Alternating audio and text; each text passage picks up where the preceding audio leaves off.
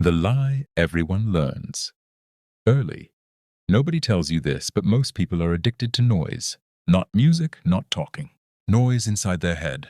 Thoughts stacked on thoughts. Fear arguing with pride. Regret wrestling with imagination. The constant mental chatter that feels like thinking, but mostly isn't. It's just panic wearing a smart suit. From the time we're kids, we're taught discipline means pushing harder. Wake up earlier, grind longer. Stack habits like trophies. Hustle until your teeth hurt.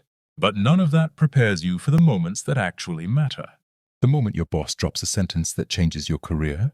The moment a relationship snaps in real time. The moment everything goes sideways. And you don't get a redo. In those moments, discipline doesn't look like effort. It looks like silence. And almost nobody knows how to enter it. Chapter 2. Pressure doesn't create chaos. It reveals it. Here's the brutal truth. Pressure doesn't break people. It exposes them. When things go smooth, everyone looks sharp. Everyone sounds confident. Everyone's got a plan. But the second the room tightens, when stakes spike and time shrinks, the cracks show. Some people rush, some freeze. Some talk too much. Some disappear. That's not personality. That's untrained attention. Your brain loves to feel useful, so under stress it starts narrating everything. What if this goes wrong? What if I mess this up? What will people think? That narration feels productive, but it's poison. Because while your mind is busy talking, your body is waiting for instructions that never come. The delay is tiny, a fraction of a second. But in real life, that gap costs deals, trust, opportunities, and sometimes lives. There's a moment before the noise hits. Most people miss it. The few who don't run the world. Chapter 3. The ones who moved before thinking. Long before productivity apps and motivational speeches, there were people who figured this out the hard way. Not in offices, not in classrooms, but in places where hesitation got you erased. They learned something counterintuitive. Thinking wasn't power. Timing was. They trained until action didn't require permission from thought. Until movement happened before fear could open its mouth. To outsiders, it looked supernatural. Calm under fire, unshakable presence. Like nothing could touch them. But inside, it wasn't courage. It was emptiness, not dumb emptiness. Not zoning out. Clean emptiness, no commentary. No identity to defend, no future to panic about. Just the moment, raw and loud. And the body answering it honestly. They didn't control fear, they stopped negotiating with it. Chapter 4. The Trap of the Thinking Mind. Here's the part most people don't want to hear.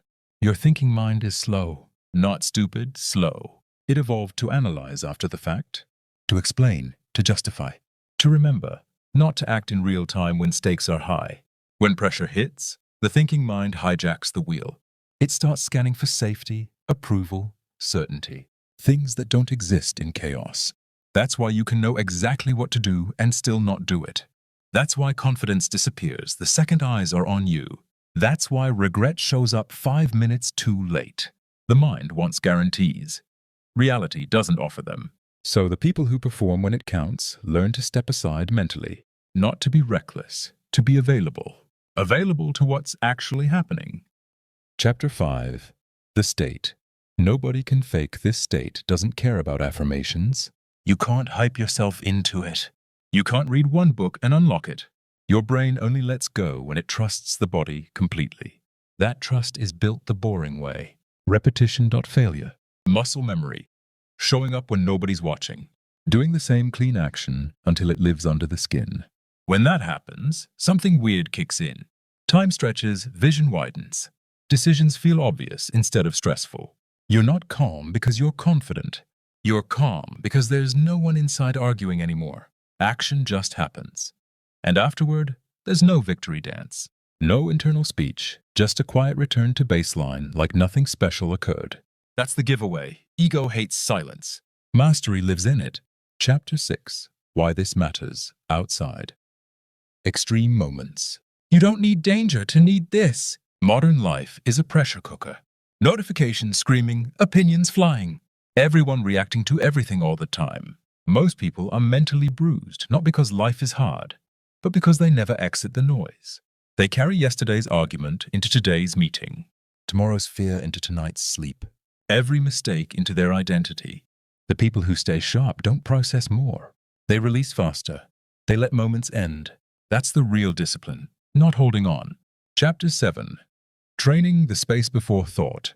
The training isn't flashy. Sit still. Breathe out. Count it. When the mind wanders, don't fight it.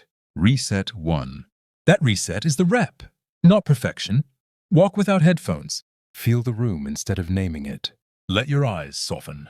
Stop locking onto one thing. Drop attention into the body, the chest, the gut, the weight of your feet. You're not trying to relax. You're teaching the mind it doesn't have to lead every situation. Over time, the gap appears, the moment before the noise. And in that gap, you finally get a choice. Chapter 8. The quiet advantage. Here's the part nobody posts online. People who live this way don't look intense. They don't announce discipline. They don't talk much about mindset. They listen. They move when it's time. They don't flinch when plans collapse. When things get chaotic, they don't speed up. They simplify. That's why they feel dangerous in the best way. Not aggressive, not loud, just solid. Nothing to provoke, nothing to predict. Chapter 9. What remains when everything drops away? Strip away fear of outcome. Strip away the need to be seen. Strip away the story of who you think you are.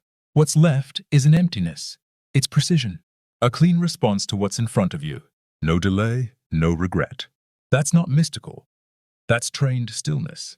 And it's available to anyone willing to stop feeding the noise and start respecting silence. The battle was never outside. Most people spend their lives preparing for fights that never come, and completely unprepared for the moment that does. The real opponent isn't failure, it's fixation. When the mind stops grabbing, the body knows exactly what to do. No slogans, no drama, just presence.